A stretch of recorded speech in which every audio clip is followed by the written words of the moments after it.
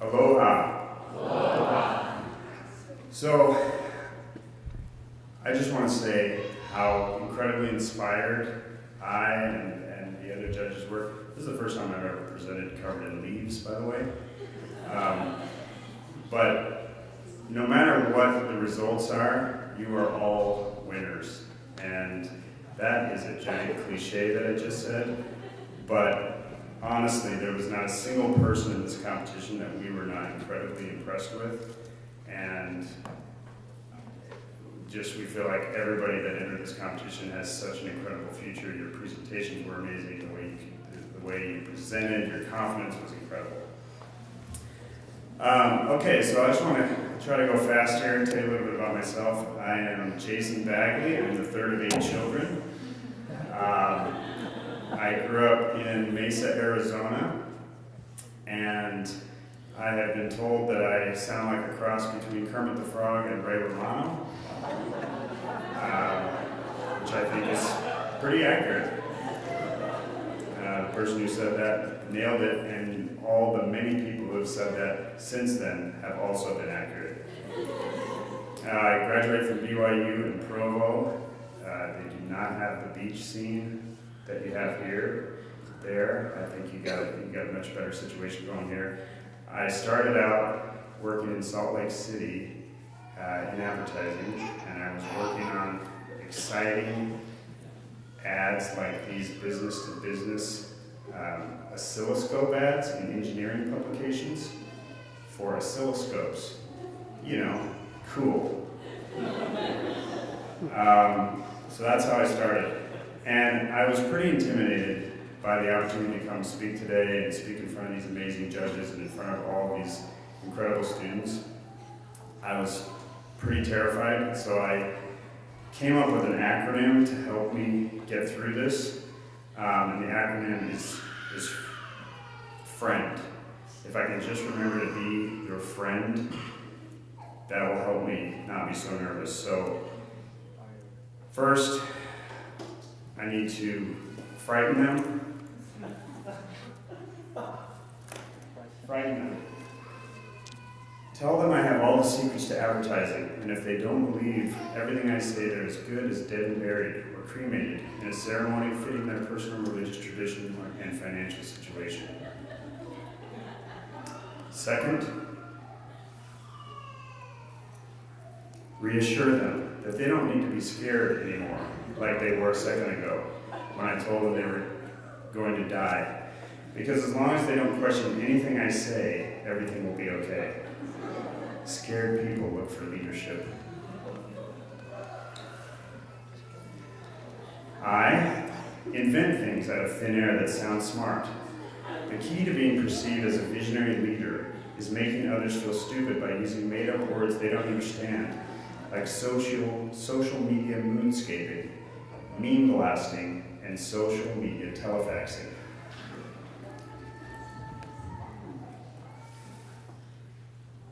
Something happened to these don't match up, but E.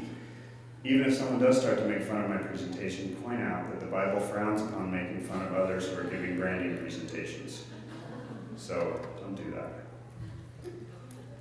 that. Name dropping, that's N. I was once on an airplane with Howie Mandel, so I know what I'm talking about. And the last thing, D, don't make up acronyms the last second before a presentation. So I'm just going to try to remember that. So I tried to customize my presentation last night a little bit after I talked to each of you and heard about what you're trying to do and your goals, and what advice I could give you on all of these amazing young entrepreneurs as you set out to change the world with your businesses. And the first point I want to make is that people are not inspired by what a company makes. They're inspired by why it makes it. So when Steve Jobs started Apple, he didn't set out to make computers. He set out to challenge the status quo in everything that he did. That was That was really what Apple was all about. Everything they did was going to challenge the status quo and reinvent the whole category.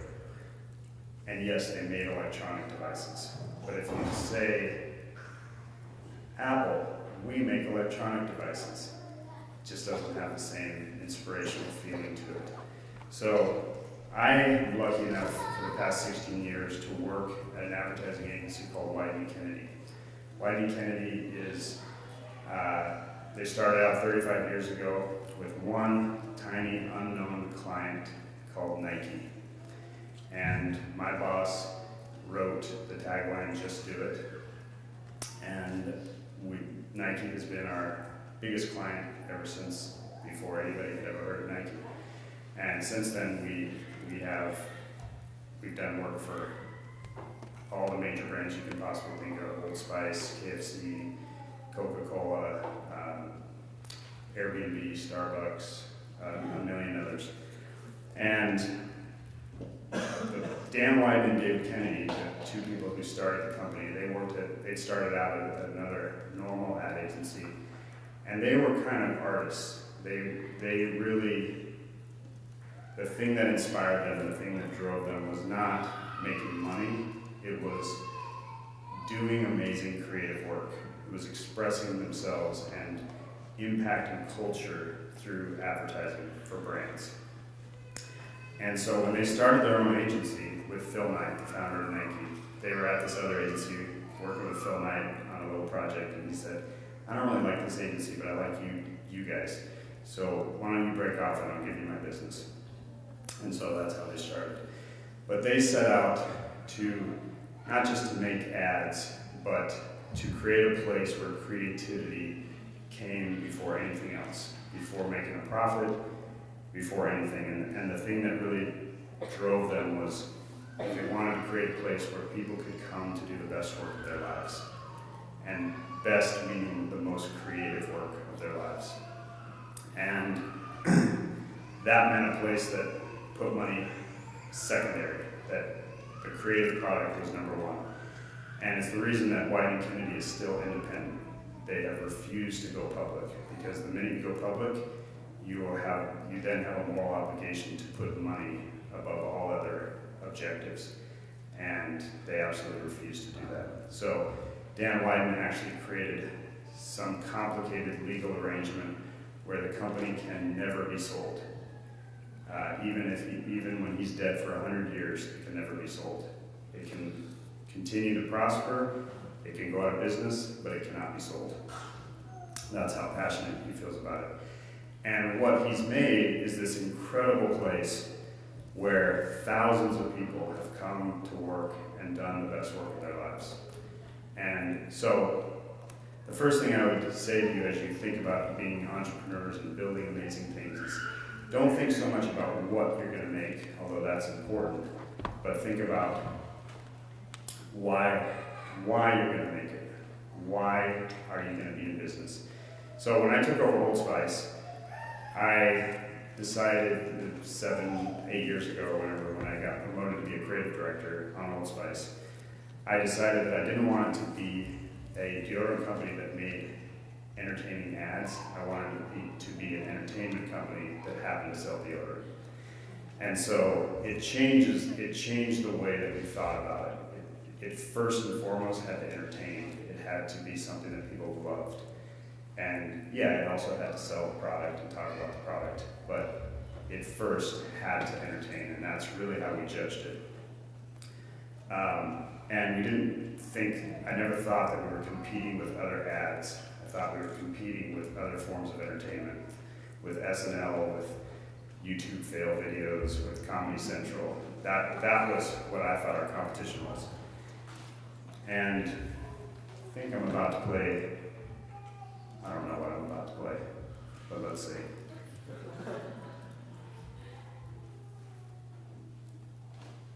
Nothing.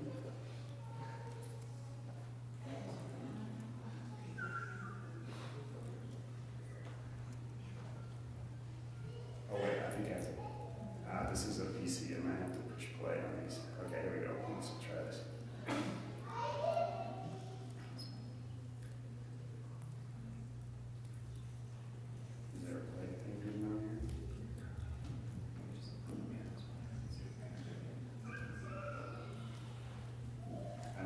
playing anything.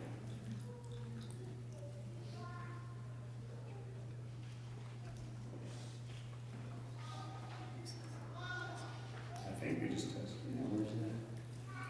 Where did our smart ladies go? Play button.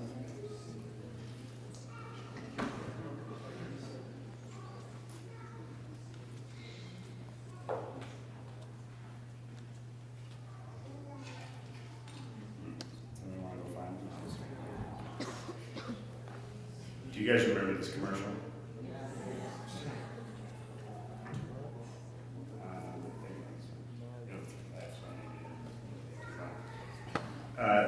There was a guy, and he had diamonds, and things happened, and then he was on a horse.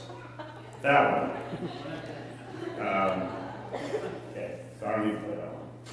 So, again, when you think about your company, think about your why. What's your not what you make, but what's the reason you make it. So this is Dan Lydon. He's one of the founders, and he has this saying, "Walk in stupid every morning." And what that means is that sometimes when we know too much, we think about all the reasons that something can't work, the reasons why it's impossible, and we become such experts in what's impossible. And his whole thing is, that's when you stop being creative. That's when you stop being curious. So you have to maintain a certain amount of innocence and a certain amount of ignorance. And when I became creative director on Old Spice, I had a tremendous capacity for ignorance and stupidity. And I had no idea what was possible or what was impossible. I just assumed everything was possible. And so after we launched the first campaign, we were getting ready to launch the second campaign, and we wanted to do something interactive online. And we knew, based on the first spot, had 41 million views, the most views of any commercial in history at that time. We knew that when we launched the second one, millions of people were going to go to YouTube and watch this thing, and thousands of them were going to leave comments. And based on what happened the first time, they just thousands of comments left on YouTube. And so we said, what can we do? This is where people are going to be. What can we do that would just blow their minds and entertain them? And after brainstorming for a while, we decided we were going to have the Old Spice guy just surprise people and respond to their comments. So they would just leave a comment thinking they're just leaving a comment on YouTube.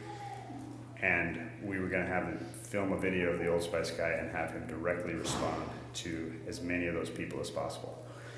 And when I shared that idea with our producers, they laughed at me and they said, "That's completely ridiculous. There's absolutely no way you can make that happen." And they had this huge list of all the reasons why that was impossible. And I was kind of like a 2-year-old who just kept saying, "But why? But why? But why?" I'm positive I was the most annoying creative director in the history of advertising. And I just wouldn't accept no for an answer, because to me it was like, well, of course we can do this. Yeah, we're gonna do this. It's gonna be amazing. And I just sort of overpowered their logic and all of their wisdom and experience. And we ended up getting Isaiah Mustafa, the actor, in a studio in Portland, Oregon, and we had a crew, pretty stripped down crew because we did not have a lot of money for this. And me and 3 other creatives were there, and digital strategists, and we would just start taking, we did not announce this, we didn't tell anybody that this was going to happen, we didn't promote it, because we wanted it to just surprise people. And so over the next 3 days, we filmed and responded to 186 people. So 186 videos, custom videos that were responding to specific comments over 3 days.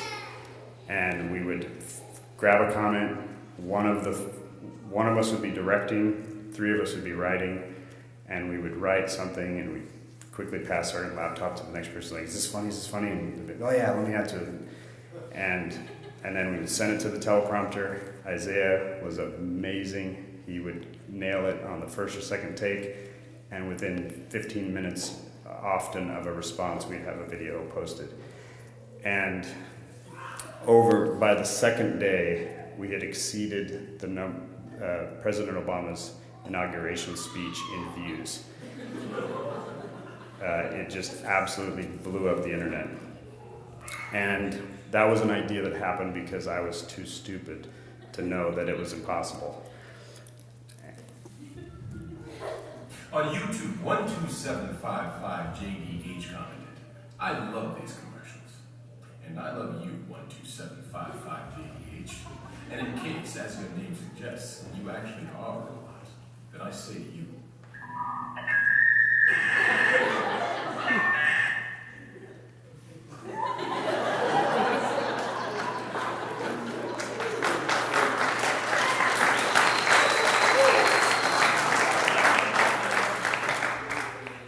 I think this one is to Anonymous.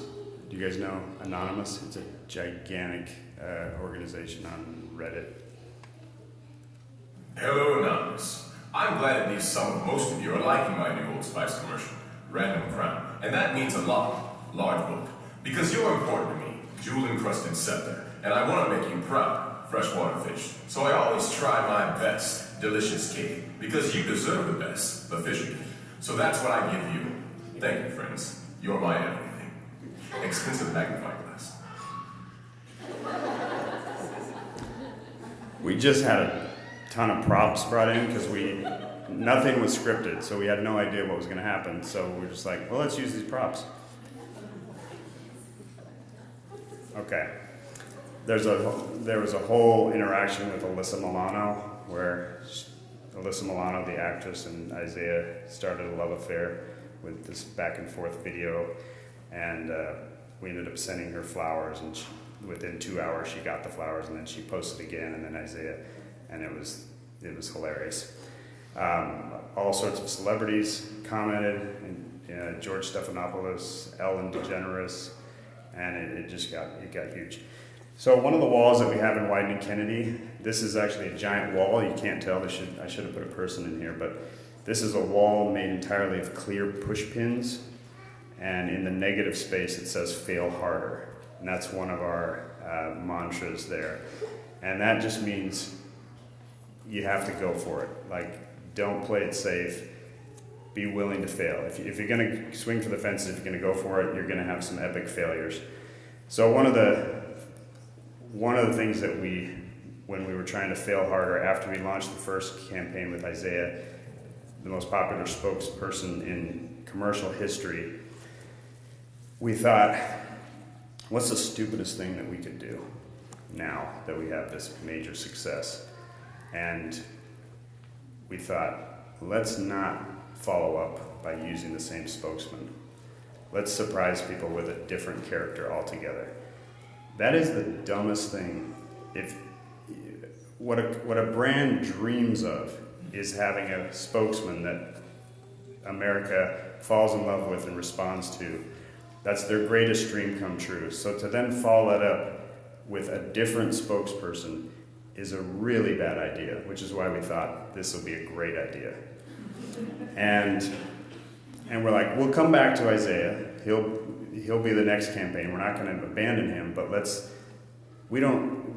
I didn't like the idea that people knew what we were going to do next, even though what we were going to do next was going to be amazing. I was like, it bothered me that they could predict it. So I'm like, they're not going to predict it, because we're going to do something else.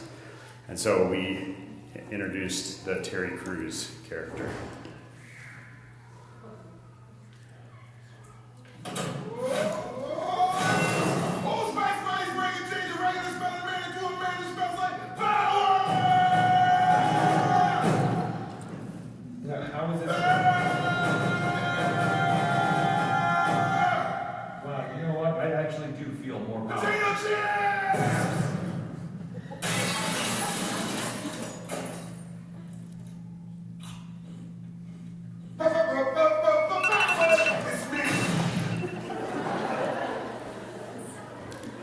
All the old people in the room don't like that campaign.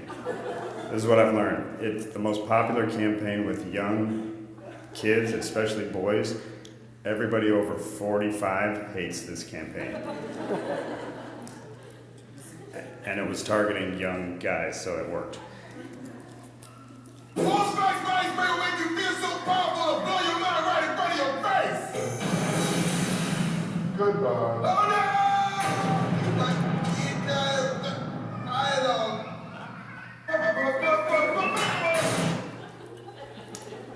Because it's owned by P&G, then we thought, what if he's so powerful that he starts hijacking other commercials? Try this routine to feel fresh and clean. Hair Charmin Fresh Mates with your Charmin. That body spray is too powerful to stay in its own commercial. That's right.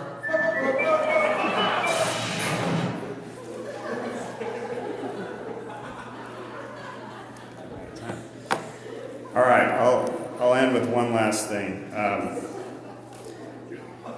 On the theme of walking in stupid every morning. This is my friend Joe Staples. He's very stupid. And walking stupid. he was the creative director on Chrysler and Dodge.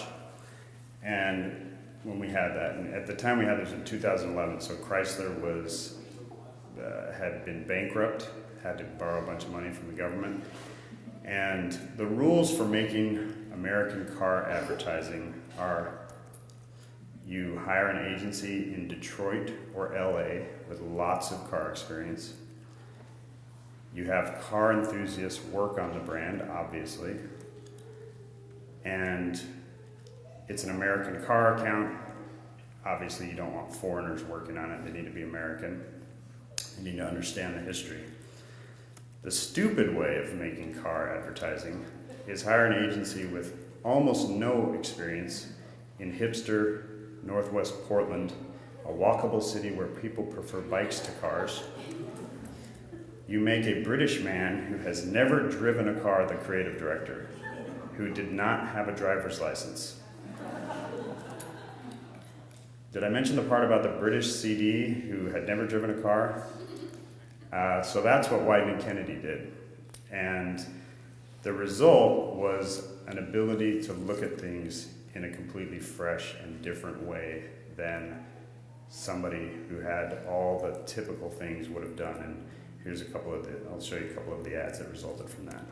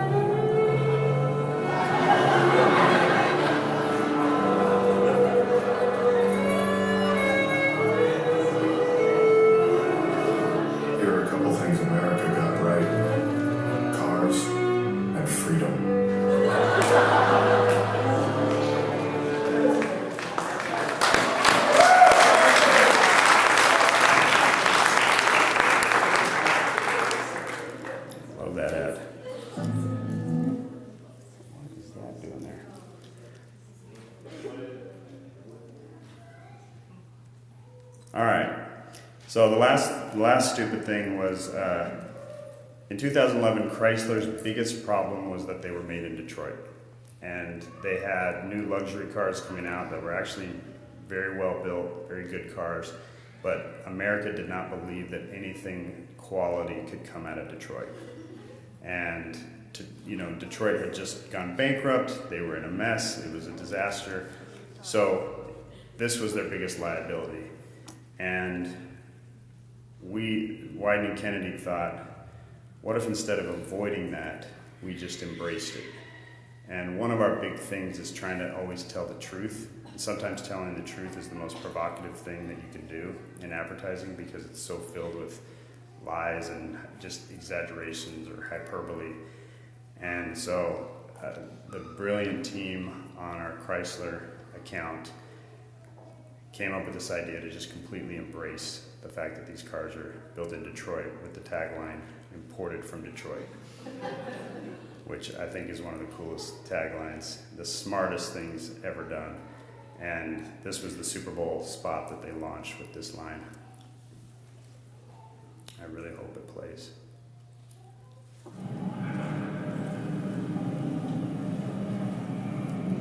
I got a question for you. What does this city know about luxury? Huh? What does a town that's been to hell and back know about the finer things in life? Well, I'll tell you, more than most. You see, it's the hottest fires that make the hardest steel. Add hard work and conviction, and a know-how that runs generations deep in every last one of us. That's who we are. That's our story. Now, it's probably not the one you've been reading in papers, the one being written by folks who've never even been here and don't know what we're capable of. Because when it comes to luxury, it's as much about where it's from as who it's for. Now, we're from America, but this isn't New York City, or the Windy City, or Sin City, and we're certainly no one's Emerald City.